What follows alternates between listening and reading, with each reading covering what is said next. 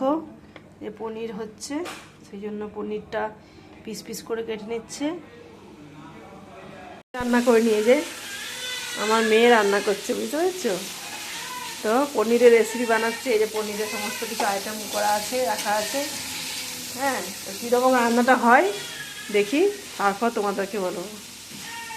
তো দেখো এখানে পনিরটা ভালো করে ভাজা ভাজা হচ্ছে। ও বললো মা একটু লাল লাল ভাজা হবে। তো আমি পনিরটা খুব একটা ভাজি না, ও ভাজা ভালো লাগে খেতে ওর, সেই জন্য ও পনিরটা একটু ভাজছে। আর এদিকে সমস্ত কিছু রেডি করা আছে। এই দেখো পনিরটা ভাজছে।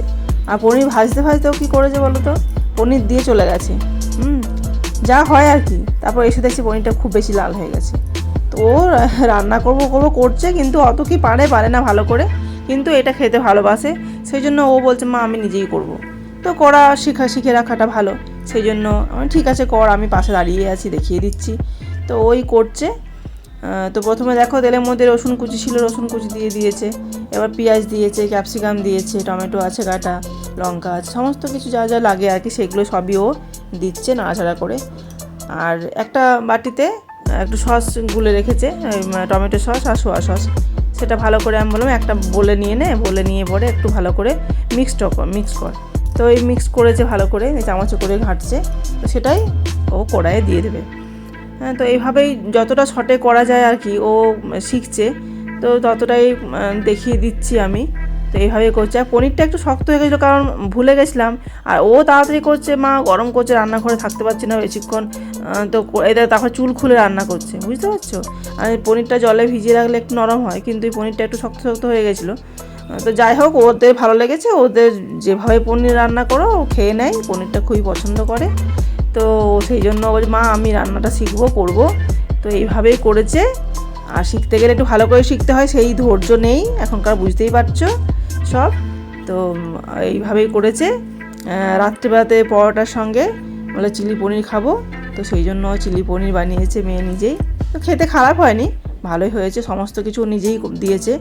আর আমি শুধু পাশেই ছিলাম, দাঁড়িয়ে দেখছিলাম, ক্যামেরা করছিলাম, মা ভিডিও করো, একটু রান্না করছি।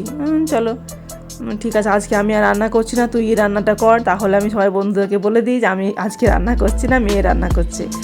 তো এইভাবেই রাত্রে রান্নাটা হলো।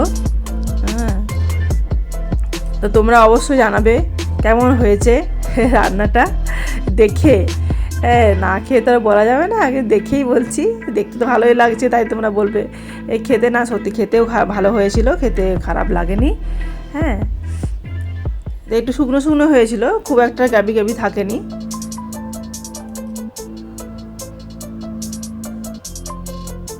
এরপর ও ধনেপাতা দিয়ে বললাম যে নামিয়ে দে, ধনেপাতা ও দিয়ে দিচ্ছে। এখনকার ধনেপাতা হলো সেন্ট খুব সুন্দর, ধনেপাতাটা ও ছড়িয়ে দিয়েছে। ধনেপাতা সেন্টটা খুব ভালো লাগে। তো এই যে ধনেপাতা ছড়িয়ে নামানো হয়ে গেছে। তো দেখতে তো সুন্দর হয়েছে, আর খেতেও ভালোই হয়েছে। পনিরটা শুধু শক্ত হয়েছিল। তো আজকে আমি তো রান্না করিনি, আমার মেয়ে রান্না করেছে। তো মেয়ে পনির রান্না করেছে, পনিরটা কেমন হয়েছে অবশ্যই জানাবে দেখে। আর করবে, ট্রাই করবে। ও করেছে, ও চিলি পনিরটা খেতে ভালোবাসে, সেই জন্য ও নিজেই বললো আমি চিলি পনির করবো। সেই জন্য চিলি পনির করেছে। আর ও রান্না করার অবস্থা, পনির দিয়ে কড়াইয়ে পনির দিয়ে চলে গেছে মোবাইল দেখতে, আবার এসে পনির নাড়ছে, তখনকে পনির পুড়ে যাচ্ছে। তো যাই হোক, যেমন তেমন করে ও রান্নাটা কমপ্লিট করেছে। তো এটাই দেখানোর ছিল। তো আজকে রান্না, রাতের ডিনার ওই বানিয়েছে। তো টাটা।